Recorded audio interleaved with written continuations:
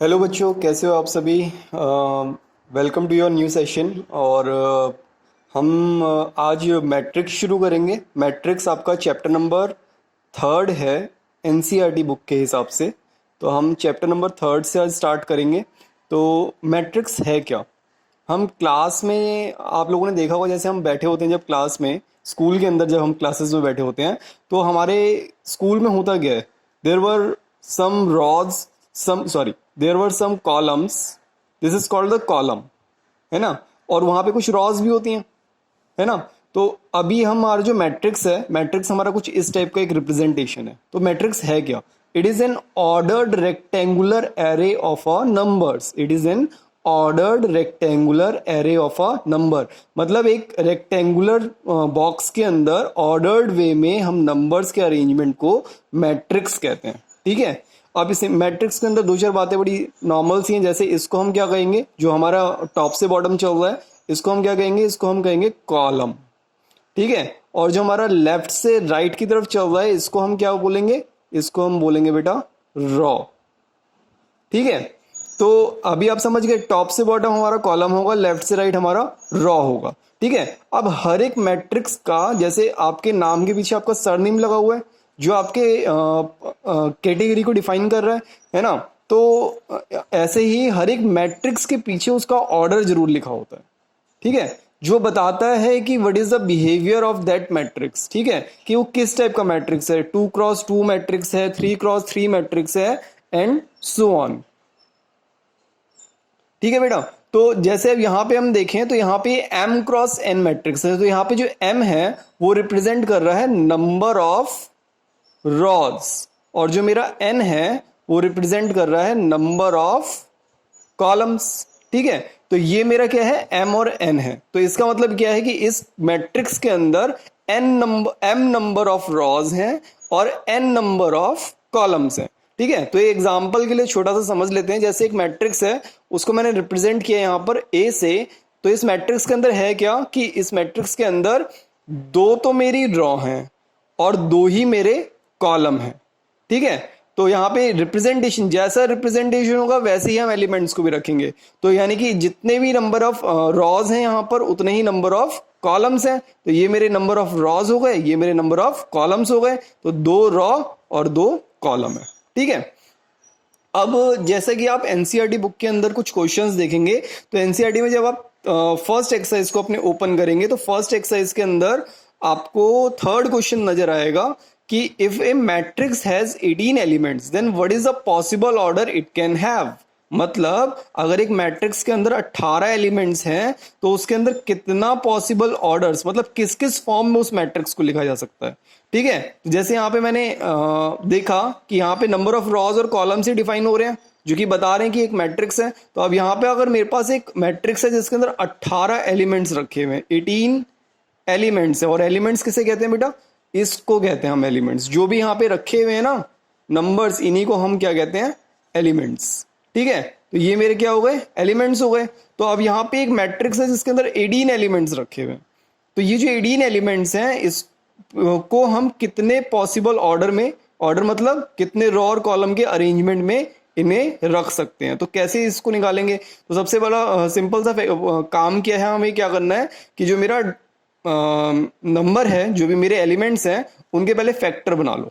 Prime factors बना लिए मैंने। तो क्या बना, 2x 3x 3x1, है ना। तो अब इस हिसाब से आप जितने भी पॉसिबल ग्रुप बना सकते हो उतना बना लेते हैं हम। तो जैसे क्या क्या बन सकता है कि एक रॉ हो और 18 मेरे क्या बन जाए, कॉलम्स बन जाए। यानी कि ये कुछ इस टाइप का होगा कि जहां पर एक रॉ होगी और 18 कॉलम्स होंगे। यानी कि लिखते जाओ यहाँ पे कुछ भी, कोई भी अल्फाबेट ले लेते हैं हम, वो हमारे एलिमेंट्स हो जाएंगे, A B C D E F, और टिल कब तक लिखना, जब तक 18 एलिमेंट्स मेरे कंप्लीट ना हो जाए।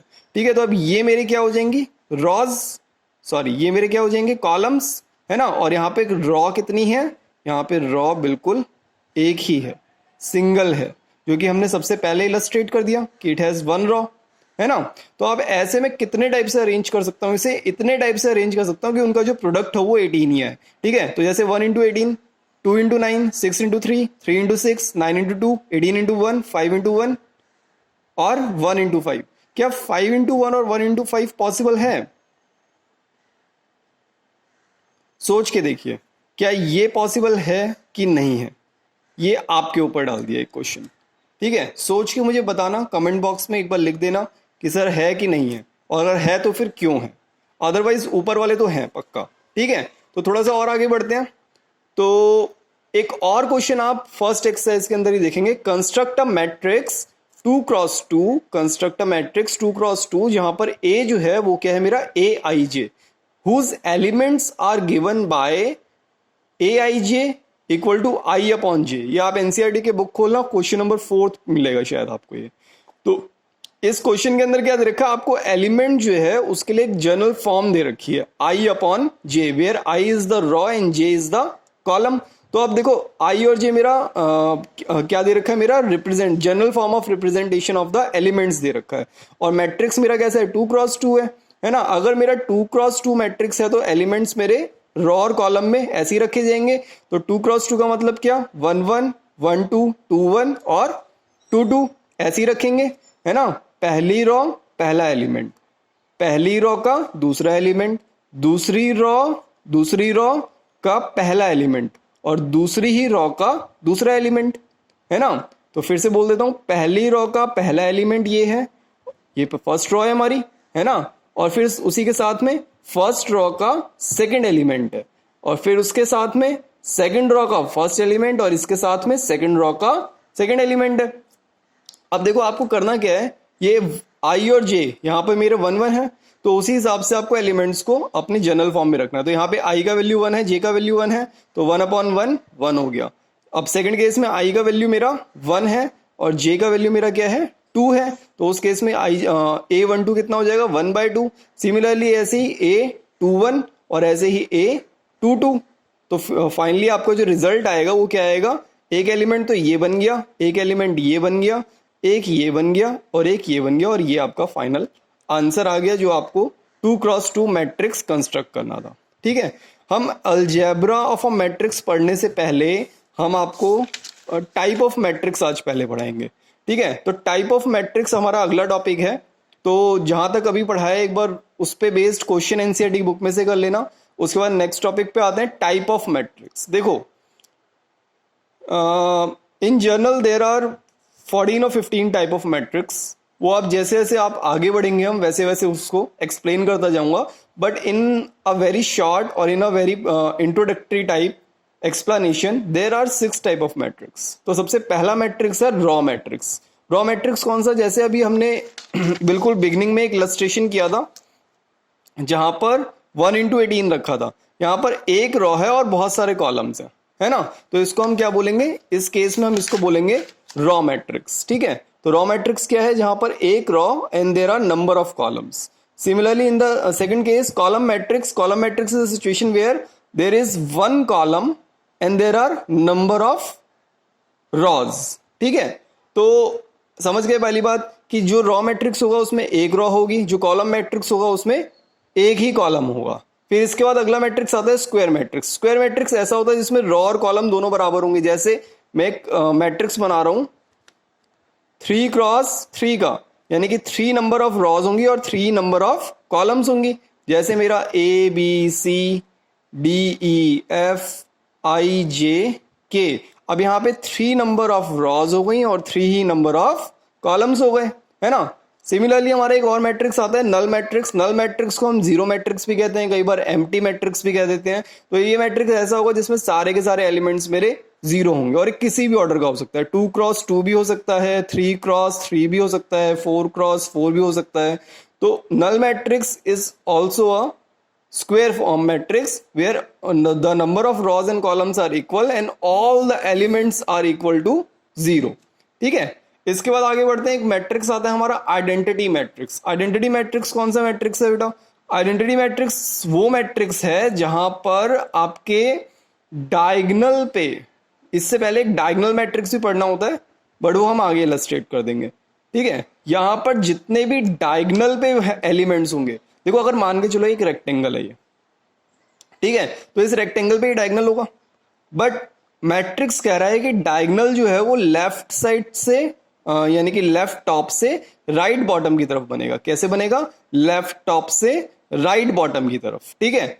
और जितने भी बचे हुए एलिमेंट्स होंगे वो सारे क्या होंगे? जीरो होंगे। इसी को हम आइडेंटिटी मैट्रिक्स कहते हैं, ठीक है। तो आइडेंटिटी मैट्रिक्स वो मैट्रिक्स है जहां पर सारे के सारे एलिमेंट्स मेरे डायगोनल पे जो हैं वो 1 होंगे और डायगोनल मेरा लेफ्ट टॉप से राइट बॉटम की तरफ होगा and rest remaining elements are equal to 0, ठीक है। फिक्स है, ये हमेशा ऐसा ही होगा आइडेंटिटी मैट्रिक्स, ठीक है। इसके बाद एक अगला मैट्रिक्स आता है, इसको बोलते हैं हम scalar matrix. Scalar matrix identity matrix का ही एक पार्ट है।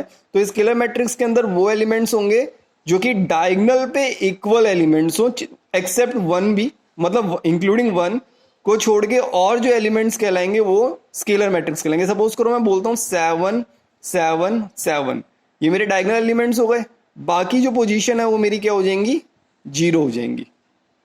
अगर ये एक 3x3 का मैट्रिक्स है तो अब मेरा देखो डायगोनल पे मैंने क्या किया, डायगोनल पे मेरे जितने भी एलिमेंट्स थे, डायगोनल पे रखे हुए एलिमेंट्स जो है मेरे वो इक्वल हैं। यहां पर क्या होगा स्केलर मैट्रिक्स के अंदर? स्केलर मैट्रिक्स में डायगोनल एलिमेंट्स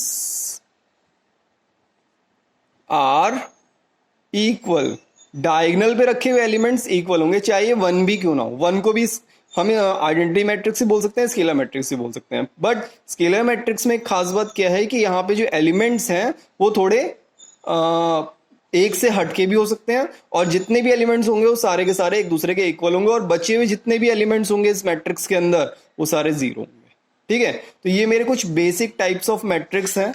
इसके बाद हम थोड़ा सा और आगे बढ़ते हैं। तो आपने बचपन में अलजेब्रा पढ़ा, तो अलजेब्रा में आपने यही पढ़ा होगा, जमा घटा गुणा भाग, इसी को अलजेब्रा कहते हैं, है ना। तो अगर मैं देखूं तो जमा घटा गुणा भाग को ही हम अलजेब्रा कहते हैं। तो अलजेब्रा के अंदर फिर जमा मतलब एडिशन लॉ, तो मैट्रिक्स जो है उसका एडिशन लॉ है वो अपना कुछ अलग ही है। तो मैट्रिक्स क्या कह रहा है इन बेसिकली, मेरे को कोई बोले कि 2 को 2 में ऐड करना है तो मैं बोल दूंगा सर 4 आ जाएगा, कोई दिक्कत नहीं है ना। बट मैट्रिक्स जो है वो कह रहा है कि ऐड करो, मगर जो एक जैसे एक फॉर्म में एक टाइप के दे रखे हैं उन्हीं मैट्रिक्स को ऐड कर सकते हैं। यानी कि एडिशन लॉ क्या कह रहा है कि अगर ये एक मैट्रिक्स है जिसका ऑर्डर है 2x2, ये भी एक मैट्रिक्स है जिसका ऑर्डर है 2x2, अगर इनका ऑर्डर सेम है तो ही ये एक दूसरे से ऐड और सब्ट्रैक्ट हो सकते हैं, अदरवाइज ये नहीं हो सकते। तो पहले तो हमें क्या चेक करना है अपने एडिशन लॉ के अंदर कि जो भी मैट्रिक्स दे रखा है उसका ऑर्डर जो है वो बिल्कुल सेम होना चाहिए। और जब ऑर्डर एकदम सेम होगा देन मैं दोनों मैट्रिक्स के बीच में एक एडिशन का साइन डालूंगा और एडिशन के साइन को डालने के बाद मैं क्या करूंगा, दोनों को ऐड कर दूंगा। अब ऐड करना भी बिल्कुल सिंपल है, इसका फर्स्ट एलिमेंट और इसका फर्स्ट एलिमेंट दोनों एक दूसरे से ऐड हो जाएगा। ऐसे ही इसका सेकंड एलिमेंट इसके सेकंड एलिमेंट से ऐड हो जाएगा, ऐसे ही इसका थर्ड एलिमेंट इसके थर्ड एलिमेंट से, इसका फोर्थ एलिमेंट इसके फोर्थ एलिमेंट से। तो इंडिविजुअल एलिमेंट्स ही ऐड होंगे और सब्ट्रैक्ट होंगे, ठीक है। तो इस पे बेस्ड हमारा एक क्वेश्चन है, इस पे बेस्ड हमारा एक क्वेश्चन आता है यहाँ पर कि सर ये देखो एक क्वेश्चन है कि एक मैट्रिक्स है 2 3 4 5, दूसरा मैट्रिक्स है 5 -1 6 7, ठीक है। अब इन दोनों को ऐड करना है, तो कैसे ऐड करेंगे? ऐड करना है हमारा क्वेश्चन है, तो कैसे ऐड करेंगे? पहले मैंने लिखा 2 3 4 5, फिर मैंने लिखा 5 -1 6 7। अब जब इन दोनों को ऐड करूंगा तो एक मेरा इंडिविजुअल मैट्रिक्स आएगा। मैंने क्या बोला कि इन दोनों के बीच में कैसा साइन है? ऐड का साइन है। तो अगर इन दोनों के बीच में एडिशन का साइन है तो पहला एलिमेंट पहले से ऐड होगा, तो 5 + 2 gives 7। ऐसे ही 3 - 1 gives 3 में -1 ही होगा, है ना। तो 3 में से -1 गया तो कितना आया? 2 आया। Then 4 + 6 gives 10। सिमिलरली 5 + 7 gives 12, ठीक है। सिमिलरली जैसा मेरा एडिशन लॉ है वैसे ही मेरा सब्ट्रैक्शन लॉ है। तो एक क्वेश्चन आप देखो बिल्कुल सेम है, बस प्लस की बजाय माइनस का साइन आ गया, ठीक है। तो यही मेरा सब्ट्रैक्शन लॉ है। तो एक क्वेश्चन आप करके देख लें, अभी पता लग जाएगा। 5 12 69 1 एक मैट्रिक्स ए है आपका और एक मैट्रिक्स बी है जिसमें दे रखा है 29 7 27 14। इन दोनों को सब्ट्रैक्ट करना है, सब्ट्रैक्ट करके आप आंसर जो है वो कमेंट में लिख सकते हैं। और नेक्स्ट टॉपिक आता है हमारा multiplication law. Multiplication law is quite different. और ये बहुत इंपॉर्टेंट है। अगर आप मैट्रिक्स पढ़ रहे हैं तो आपको मल्टीप्लिकेशन जरूर आना चाहिए। हमने जितना भी अब तक पढ़ा है उसमें सबसे इंपॉर्टेंट पार्ट हमारा मल्टीप्लिकेशन ही है। ठीक है, तो मल्टीप्लिकेशन हम सीधा जल्दी से एक एग्जांपल से समझते हैं। एक मैट्रिक्स मेरा ए है, एक मैट्रिक्स मेरा बी है। मल्टीप्लिकेशन होने के लिए सबसे इंपॉर्टेंट चीज है कि जो इसका कॉलम है वो इसके रॉ के इक्वल होगा। जो इसका कॉलम है वो इसके रॉ के इक्वल होगा। ठीक है, तो इसका कॉलम अगर इसके रॉ के इक्वल है तो अगर हम देखें तो इन्हें मल्टीप्लाई किया, तो इन्हें मल्टीप्लाई जब मैं कर रहा हूं तो देखो मैं करूंगा कैसे। इसका रॉ और इसका कॉलम मल्टीप्लाई होके एक एलिमेंट देगा, यानी कि 2 5 10, 3 7 21 यहां किया मैंने।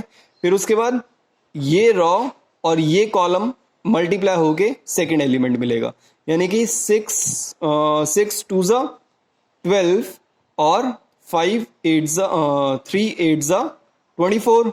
सिमिलरली ऐसे 20 35 24 और 40 आ जाएगा। इन्हें जब मैं एडअप करूंगा तो मेरा रिजल्ट आ जाएगा।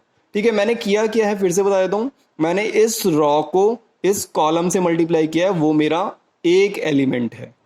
फिर मैंने इसी रॉ को सेकंड कॉलम से किया, वो मेरा सेकंड एलिमेंट है।